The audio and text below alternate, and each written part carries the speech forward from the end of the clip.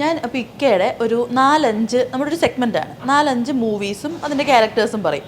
അപ്പോൾ ആ ഒരു സെറ്റിൽ നടന്ന എന്തെങ്കിലും ഇൻസിഡൻസോ അല്ലെങ്കിൽ ആ ഒരു ക്യാരക്ടർ ഉണ്ടായത് എങ്ങനെയാണെന്നോ അല്ലെങ്കിൽ ആ ക്യാരക്ടറിനെ കുറിച്ച് ഇക്കായ്ക്ക് ഓർക്കുമ്പോഴത്തേക്ക് ആ ഒരു മെമ്മറി എന്താണ് അത് പറയണം. ഇപ്പോൾ ഇത്തയ്ക്ക് ഓൾറെഡി ഇപ്പോൾ ഓരോ ക്യാരക്ടേഴ്സിനെ കുറിച്ചിട്ട് വിളിച്ച് പറയാറുണ്ടല്ലോ. അപ്പോൾ ആ സമയത്ത് ഇത്തയ്ക്ക് എന്തെങ്കിലും ആഡ് ഓൺ ചെയ്യാനുണ്ടെങ്കിൽ അതും ചെയ്യാം. ഓക്കെ, അപ്പോൾ ഫസ്റ്റ് മൂവി വന്നിട്ട് വെട്ടത്തിലെ പ്രിൻസിനെ കുറിച്ച് പറയുമ്പോൾ പെട്ടെന്ന് എന്താ ഓർമ്മ വരുന്നത്? വെട്ടം മൂവി നമ്മൾ ഓർക്കുമ്പോൾ തന്നെ അത്രയും വലിയൊരു കാസ്റ്റാണ്. ഓരോരുത്തർ വരുമ്പോഴും അത്ഭുതം തോന്നിയിട്ടുള്ള ഒരു ക്യാരക്ടറാണ്. അതെന്ന് വെച്ചാൽ നമ്മളൊന്നും ഒട്ടും പ്രതീക്ഷിക്കാതെ, കാരണം എൻ്റെ ഏജിൽ ഞാൻ ചെയ്യേണ്ടതല്ല അത് എത്ര വയസ്സുണ്ടായിരുന്നു? അല്ല, ഓപ്പോസിറ്റ് തന്നെ ബിന്ദു ചേച്ചിയാ.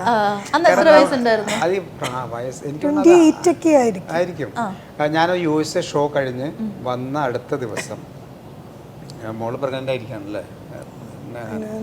അപ്പോൾ ഈ വന്ന അടുത്ത ദിവസം പിന്നെ ഒരു കോള് വരുന്നു. പിറ്റേ ദിവസം ഞാൻ നേരെ പോയി ചെയ്യുന്നതാണ്. അപ്പോൾ എന്താണ് സംബന്ധം? അപ്പോൾ അന്ന് ഉദയകൃഷ്ണ സിവിക്ക് തോമസ് അവർ തന്നെയാണ് അതിൻ്റെ സ്ക്രിപ്റ്റ്.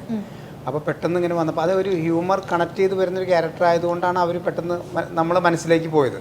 കാരണം ഒരുപാട് ആർട്ടിസ്റ്റുള്ള സിനിമയാണ്. റീസെൻ്റ്ലി ഇപ്പോൾ നമ്മൾ സംസാരിച്ചപ്പോഴും ആ പടത്തെക്കുറിച്ച് അത് വീണ്ടും അത് വരാൻ പോവാണ്. 4K സംഭവത്തിൽ അത് വരുന്നുണ്ട്, ആ വെട്ടം വരുന്നുണ്ടെന്നൊക്കെ ഒരു സൂചന എനിക്ക് തന്നിരുന്നു. അപ്പോൾ വളരെ എന്നെ സംബന്ധിച്ച് വളരെ പെട്ടെന്ന് വന്നൊരു ക്യാരക്ടർ, പെട്ടെന്ന് പോയി ചെയ്ത സംഭവമാണ്.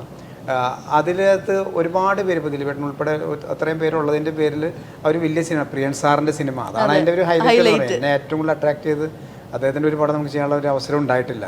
അപ്പോൾ ഞാനത് ഭാഗ്യമായിട്ട് കാണുന്നതാണ്. ഒരു ഷോട്ടാണെങ്കിലും അതൊരു വലിയ ഭാഗ്യമായിട്ട് കാണുന്ന, അത് മാത്രമേ നമ്മൾ നോക്കിയുള്ളൂ.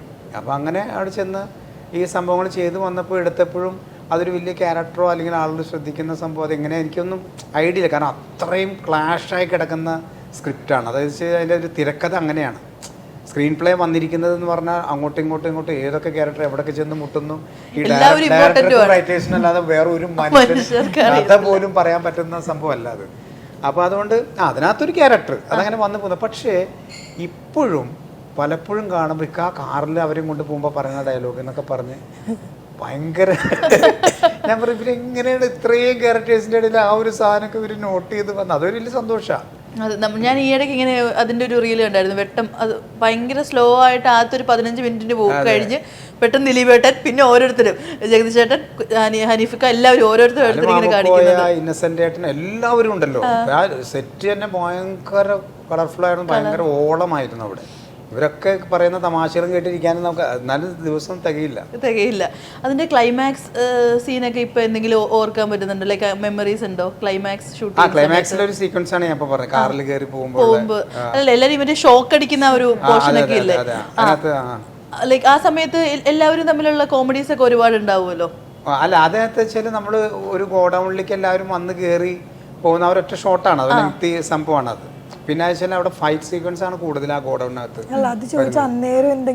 ഇൻസിഡന്റ് ഉണ്ടോ? അല്ല, അന്ന് എല്ലാവരും ഷോക്ക് അടിച്ച് നിൽക്കുകയാണല്ലോ. നല്ല ഷൂട്ടിംഗ് സമയത്തെ നമ്മുടെ ലെജൻസ് ആയിട്ടുള്ള ആർട്ടിസ്റ്റുകളെല്ലാം മറ്റേ എല്ലാവരും ഇങ്ങനെ നിൽക്കുന്നത് നമുക്ക് ടിവിയിൽ കാണുമ്പോൾ തന്നെ നമുക്ക് ചിരി വരും. അതൊക്കെ ഭയങ്കരമായിട്ട് ആസ്വദിച്ചൊരു സംഭവമാണ്. അല്ലാതെ തന്നെ സെറ്റിനകത്ത് തന്നെ ഒരുപാട് തമാശകളും കാര്യങ്ങളും ഇവർ പറയുന്നൊക്കെ കേൾക്കാൻ.